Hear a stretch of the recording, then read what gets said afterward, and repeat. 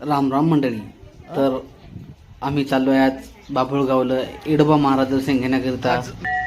एक प्रसिद्ध देवस्थान आहे हिंगोली तालुक्यामध्ये बाभुळगाव येडोबा महाराज.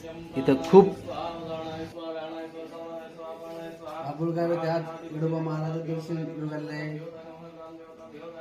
ओम नमः शिवाय.